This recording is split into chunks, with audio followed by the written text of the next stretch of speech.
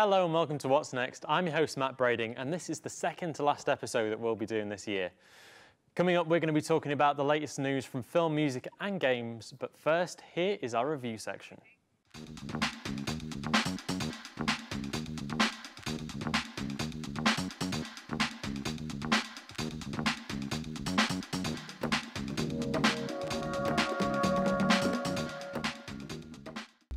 Iron Man is back at the end of this month with the explosive Iron Man 3.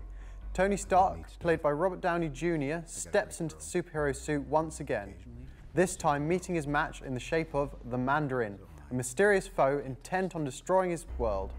Pushed to his limits by his strongest ever enemy, Stark's fight for survival is made twice as testing by another battle against his inner demons.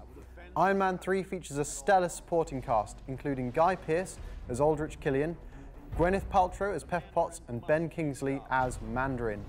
Iron Man 3 is brought to you on the 26th of April. Just Give Me a Reason is a song written and recorded by American recording artist and songwriter Pink, featuring Fun's lead singer Nate Royce. The song was chosen as the third single from Pink's sixth studio album, The Truth About Love. Originally, it was just a songwriting session, but Pink realised that she needed someone else to sing with her because she thought that it was more of a conversation rather than a one-perspective song. She asked Royce to do it with her and finally got him to do the song. The song is released on the 17th of March. This month's biggest game release has got to be Tomb Raider. The game that was released yesterday is a reboot from the publisher Square Enix. This is the first in a long line of reboot games that will continue and includes a reconstructed origins of Lara Croft. Setting out to make her mark, Lara travels on the ship Endurance. The ship is struck by a violent storm and splits in two. Lara and many other survivors are stranded on an isolated tropical island known as Dragon's Triangle. Lara has to find food and water to survive, fighting off the more dangerous animal inhabitants and trying to trace the other survivors. But a darker threat awaits as she is forced to harden herself against killing people in order to fight a group of malevolent mercenaries who seek to kill her and her companions. And now we're going back to Matt to do the news.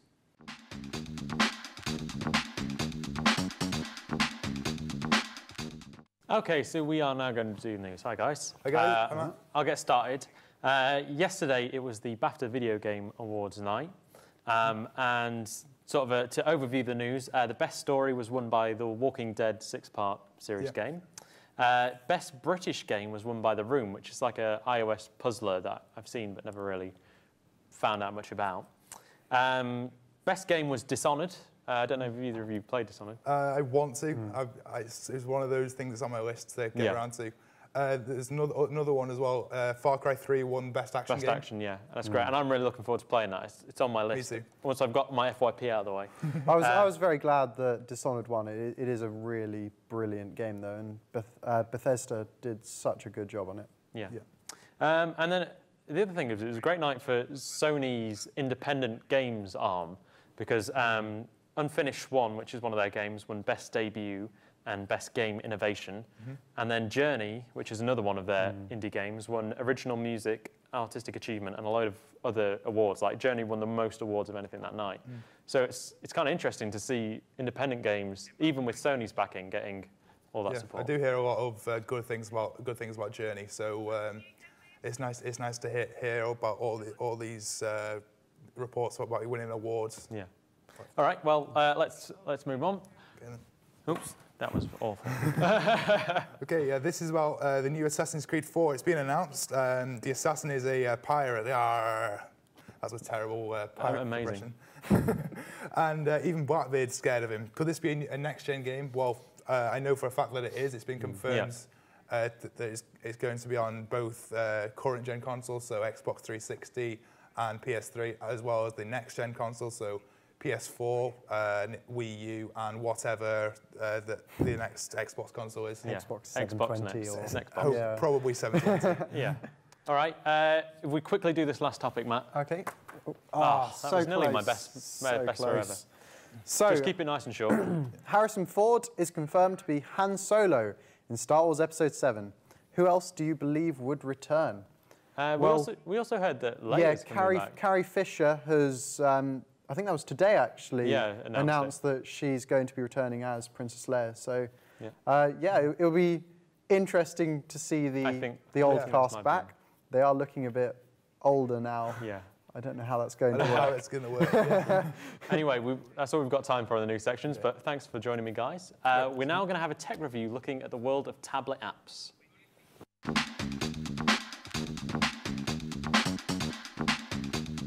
We have a tech review every week on What's Next, and what you may have noticed is that we've had a lot of reviews about tablet apps, which lead to the question, are tablet apps the future for creative industries? Well, back in the previous Music Week, we compared the Raven MTX, a huge and very expensive multi-touch DAW for the Audio app for iPad. Here you can see that despite the differences in physical size, the iPad performs perfectly well as the mini version of the Raven. Audio is certainly not the only app available for editing audio on iPad, but it does seem to pack the most features. At the moment, it would still seem much easier to go for a dedicated piece of hardware, but given the choice between editing on a computer and editing on a tablet, the multi-touch would certainly start to persuade me to go for a tablet. Video editing is another market starting to open up on tablets. Recently released, the Touch Edit for our iPad is a basic editor designed to replicate how editors work on the reels with film. It is standing to compare with the Pinnacle Studio for iPad, formerly Avid Studio, and iMovie from Apple.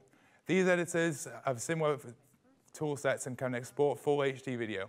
However, the major issue is the getting footage into the software. Unlike desktop editing software, these packages can only accept the very certain formats and are not compatible with most professional import or export formats. Image editing is getting more and more sophisticated with Photoshop Touch for the iPad and other platforms from Adobe. This is the most advanced version yet, featuring the majority of Photoshop's core editing features, including layers, selection tools, adjustments, and the filter. It also includes a feature designed for screens which is called Scribble Select, which, as the name suggests, allows you to select the portion of the image you want by scribbling it. There are no real games design or development apps yet, despite being one of the most popular platforms for games. Ultimately, the number of creative tools on tablet devices is starting to boom, but they all lack the maturity and sophistication of their desktop ancestors. Perhaps we won't need traditional PCs to work on film, music and games, but for now, they are still the best workhouse for creative industries. And now we'll go to Matt for an interview with Alex Piercy. Such a sick addiction, baby. Try this MD minor, maybe those. So I'm now joined in the studio by Alex Piercy. Hi, Alex. Hi, man. Nice to meet you. And you're going to be performing for us a little later on the show. So why don't you tell us a little bit about yourself? Well, I'm from Luton originally. Started playing guitar when I was about 13, 14. Yeah. Had a crazy guitar teacher who got kicked out of our school. So sort of just been teaching myself, listening to other bands, getting influence from lots of different areas, and hopefully playing something everyone can like today. Okay. And you're performing an original song for us later, aren't you? Yeah, something I've written. So. Yeah. How many songs have you written? Is it? Oh God, lots. Sort of like when I'm in my kitchen, as you can probably tell from ask my flatmates. I've got a lot of songs. Yeah. But, depends if they're the good ones. That's a smaller amount of. Yeah, sure. Amount. But yeah, no, quite a few. So is that what you enjoy? Is sort of writing songs, or is it sort of both writing and performing? I mean, I like playing other people's songs, and I feel that you gain a lot from doing covers and learning how other people play and their styles. But at the end of the day, I like to have my own stamp on it, if you know what I mean. If I'm going to do something, I like to bring something myself towards it, something new. All right. And do you want to tell us a little bit about what you're doing at the moment in terms of, are you recording anything? What sort of gigs are you up to? At the moment I'm recording an EP with Phoenix Records, which is through the uni with Mike. That's going well. We've got a few finishing touches to end up with, but should be on its way in the next couple of months. To support that, I've got quite a few gigs coming up. I'm playing at the Acoustic Festival of Britain with the Proclaimers headlining. That's cool. I've got a few gigs in Manchester at the Retro Bar and a few in Stoke. Hopefully a lot more in the summer as well when I've got a bit more free time to dedicate to it. Cool. Okay. Well, I'm looking forward to hearing you perform later. All right, cheers, man. That's all we've got time for that's today. Cool. But now we are going to have our presentation section where we're going to be hearing a little bit about the state of the visual effects industry. On the screen behind me is an excerpt of the images uploaded to Before VFX, a Tumblr account dedicated to showing what films would look like without visual effects. The reason we're showing them is because at this year's Oscars, Ang Lee's film Life of Pi won the Oscar for visual effects. However, what wasn't mentioned was the fact that Rhythm & Hughes, the company behind the majority of the film's effects, having filed for bankruptcy just days before. This is a trend that is being seen across the visual effects industry as producers demand more and more effects for less and less money. The visual effects houses are in constant competition to get the best films, so will usually work to the lowest price in order to undercut their competition. This vicious spiral takes its toll on the staff, who are forced to work for longer hours and for less money. When asked about the closure, Ang Lee stated, "I would like it to be cheaper and not a tough business for VFX vendors. It's easy for me to say, but it's very tough. It's very hard for them to make money. The research and development is so expensive, that is a big burden for every house. They all have good times and hard times, and in tough times, some may not survive." However, Philip Brost, lead compositor for Life of Pi, wrote an open letter in response to Ang Lee, at one point saying, "When you say, 'I would like it to be cheaper,' as an artist, I take that personally. It took hundreds of hours from skilled artists and hard-working coordinators and producers to craft the environments and performances in Life of Pi. Not to mention the engineers that wrote all of the proprietary code and built the R&H pipeline. That is where your money went. I'd say, judging from the night you just had, you got one hell of a deal." It's fair to say that these days, movies wouldn't exist without visual effects houses doing what they do, and it's about time the film industry started to appreciate that. Otherwise, further talented effects artists are going to end up without a job. Thanks for watching the show. We'll be back next week with our final episode of the year. Now to play us out is Alex Piercy.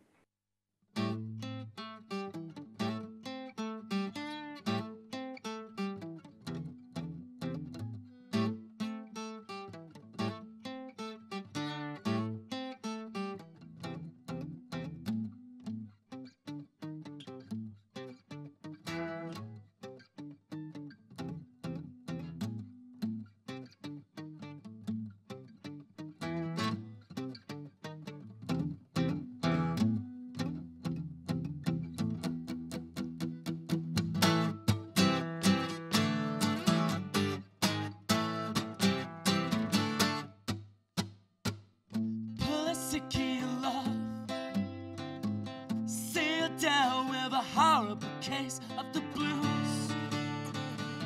Darling, it's true.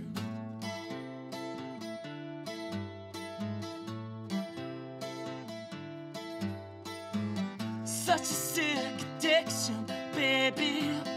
Try this in D minor, maybe those shoes contain this room. Until you slip back into my groove. Can you dare to ask if there's room for two in that pillowcase? You got my name. If you just take away the pen, my sweet Harry.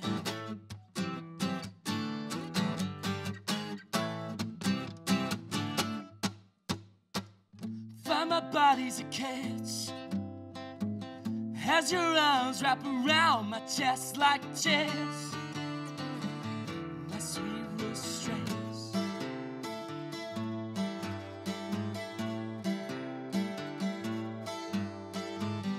Rhythm gives me a way to message you in a tongue only we speak. You set me free until you slip back into the groove. And I dare to ask if there's room for two on my pillowcase inside my feet. You gotta take away the pen, my sweet Holly.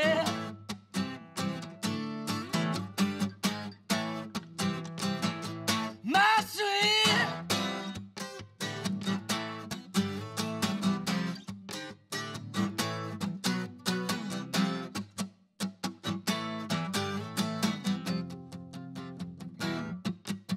till you slip back into my groove.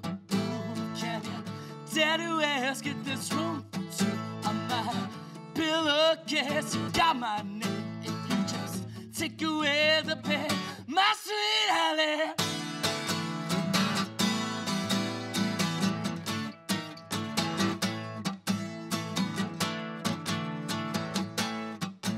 Gotta take away my pain, my sweet hallelujah.